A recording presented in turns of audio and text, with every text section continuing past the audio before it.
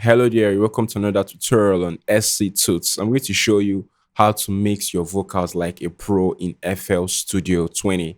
Hit the subscribe button if you're new and let's get started. All right, so right here we have our beats, our lead vocal, right? And this is what we're going to be focusing on for this lesson. So I'm going to play it back and you're going to hear this is the mixed version.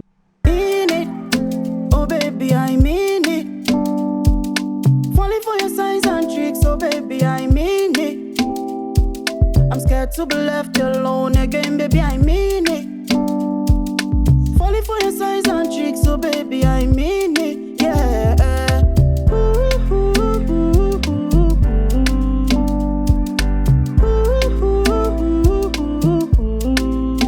My day, carry chic, a day or day.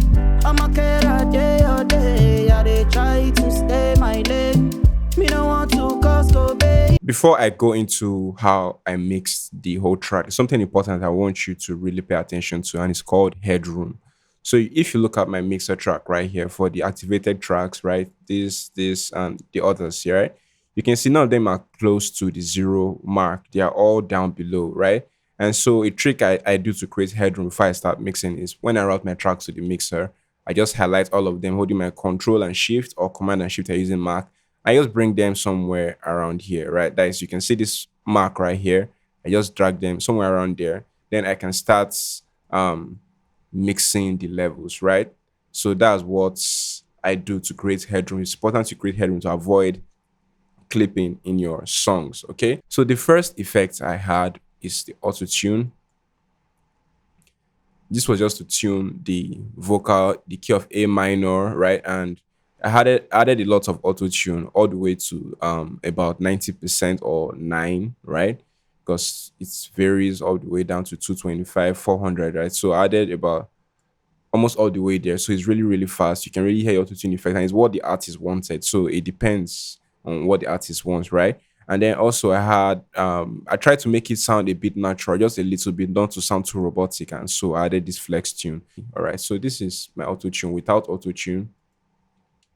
Mean it, oh baby, I mean it. Falling for your signs and tricks, oh baby, I mean it. I'm scared to be left alone again, baby, I mean it. And when Autotune is on, this is how it sounds. Mean it, oh baby, I mean it. Falling for your signs and tricks, oh baby, I mean it. So it just helps fine tune the vocal, right? Make it sound much more polished in terms of hitting the notes, okay? And so the next thing I added here was the breath control. And the reason why I didn't want to take it off was because the breath control added some latency. If you're mixing with FL Studio, you notice some plugins do add latency. And to fix latency issue, just click your it depends on the plugin you use. Just click. Some plugins do show the latency straight up on the control surface, but some you have to go to the settings to check it out. So when I click on the isotope settings icon right here and I click latency, you can see enable delay compensation, and it tells you the delay, the amount in samples and the amount in milliseconds. And so you just simply come right here, this clock looking icon right here, and then you can set your delay in milliseconds. See, I already have it set to 604 milliseconds. All right.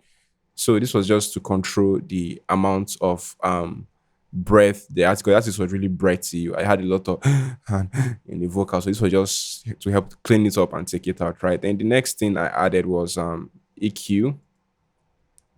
You can one thing with this microphone I used the Behringer B2 Pro to record the artist, right? It picked up a lot of low end, and I didn't want that low end. So I had to cut. Normally I usually cut up to about 80 hertz, but I had to cut all the way to 130 hertz. But I do recommend vocals should be stopped at 80 hertz, but this is one of the exceptions where I had to cut all the way to 136 hertz. Mean it, oh baby, I mean it. So this is the vocal without the EQ. Mean it, Let me turn off the beats so you hear it again. This is the vocal with the EQ. Oh, sorry, without the EQ. mean it, oh baby, I mean it. Falling for your signs and tricks, And then with the EQ. mean it, oh baby, I mean it. So after I took out the low end mod, right, up to this point, I took out resonance frequencies.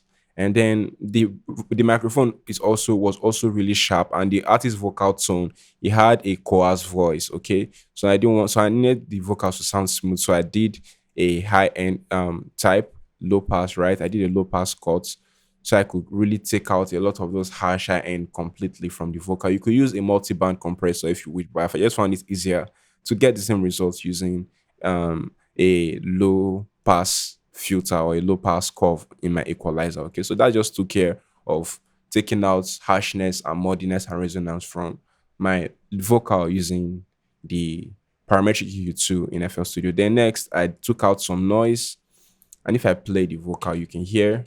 In it, oh baby, I mean it. Falling for your signs and tricks, oh baby, I mean it. You can hear the noise reduce, and when I take it off, in it, oh baby, I mean it. Falling for your signs and tricks, oh baby. You can hear a little bit more of maybe the fan in the room and some background ambient noise. So, but this just helps. This doesn't completely kill the noise in the vocal. You can see some little bit of headphone bleed, but it helps reduce other ambient noise that may affect the track. Okay, so we can actually manage the headphone bleed that you hear in the vocal. It's not that bad. So, if you've been struggling with getting pro mixes, making better beats, recording vocals, I do offer one-on-one training. Yes, one-on-one training. And all you have to do is click the link in the description below that says one-on-one training. You fill a very simple form so I can help understand you better and what you need and how I can help you get there. So when you fill this form, I'm going to get back to you as soon as possible, and we can get started on your journey to making much better music in no time. Trust me, it doesn't have to be a house. Making music doesn't have to be a house. You don't have to spend many endless hours on YouTube looking for tutorials. With just a very short time, within about 4 to 6 weeks, roughly within that range, I can get you to your goals in no time. Yes, with money back guaranteed.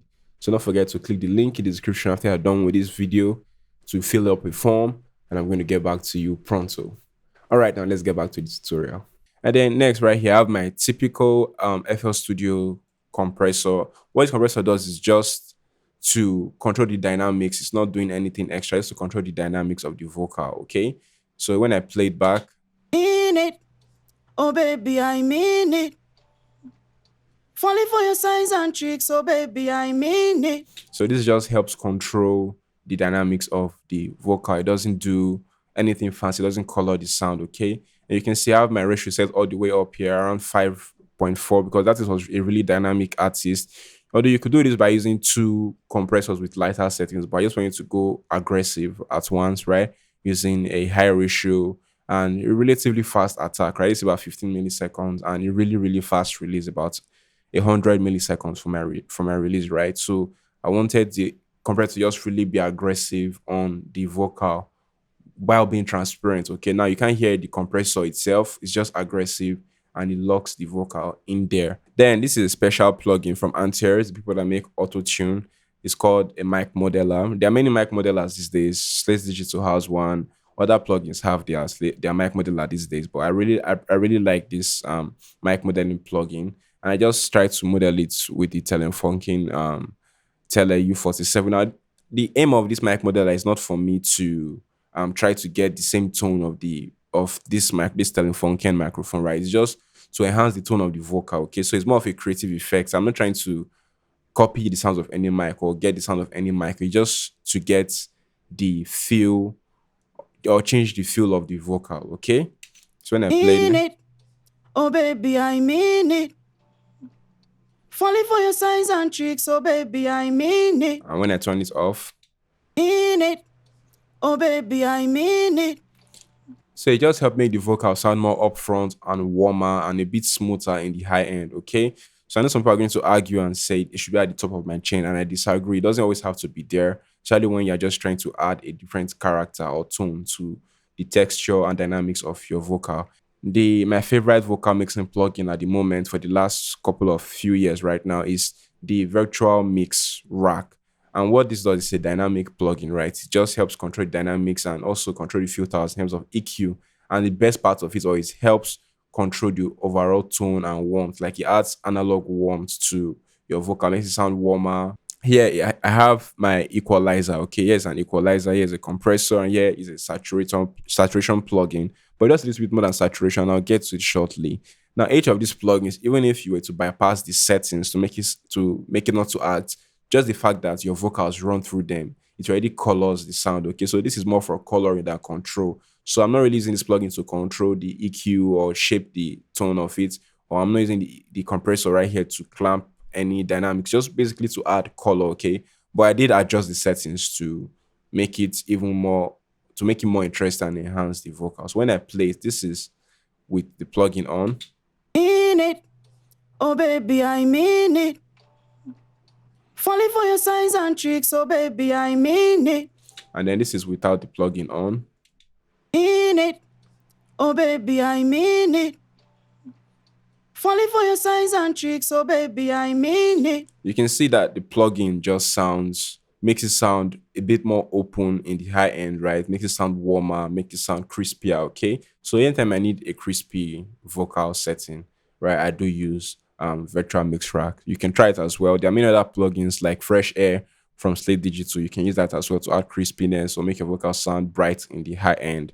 Okay, so I'm going to turn this on and I'm going to head over to my DeESS. Now, if the reason why I added a DeESS right here was because after adding my mic modeler and my virtual mix rack plugin, some harshness is coming back into the vocal that I once took out with the parametric EQ2 earlier, right?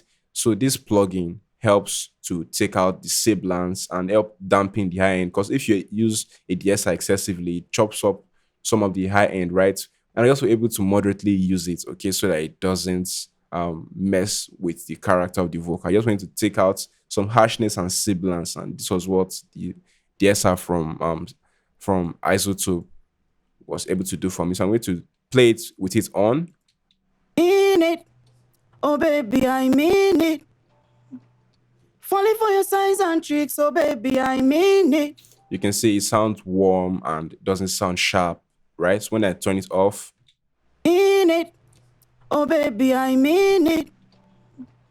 Falling for your signs and tricks, oh baby, when it's off, you can hear about those falling for your signs and tricks. Those S really come out and sting in the ear, right? So this DSI just helps to control it.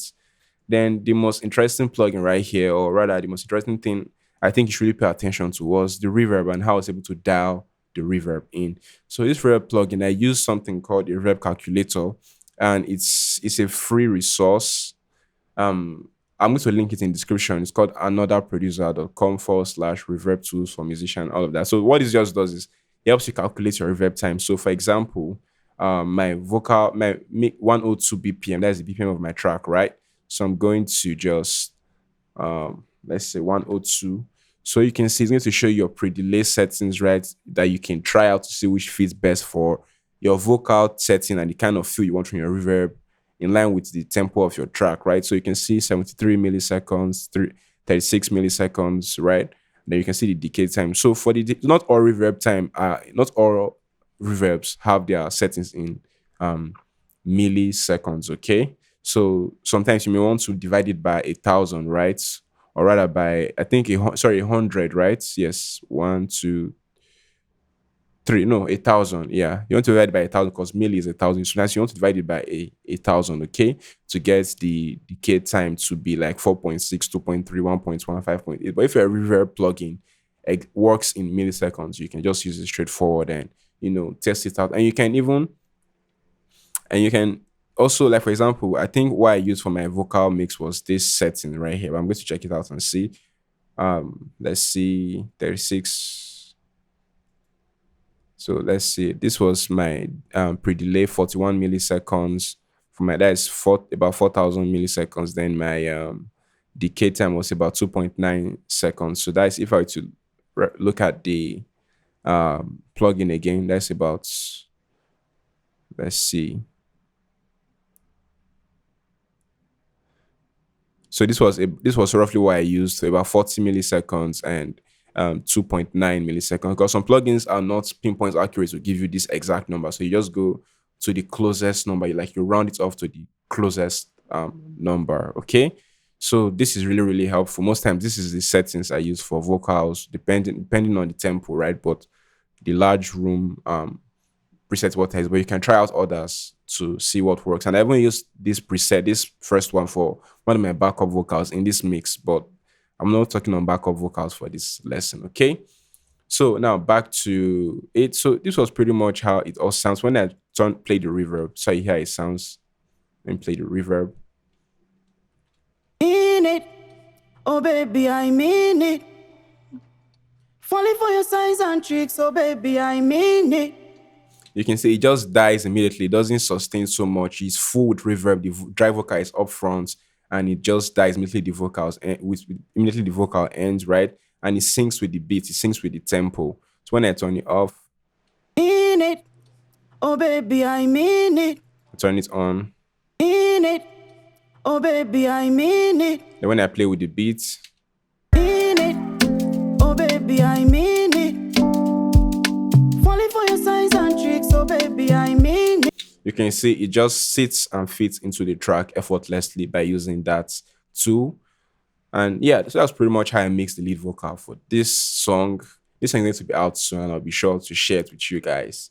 See you soon. Don't forget to stick with me on more tutorials every day by hitting the subscribe button. I'm sorry, classy. Cheers.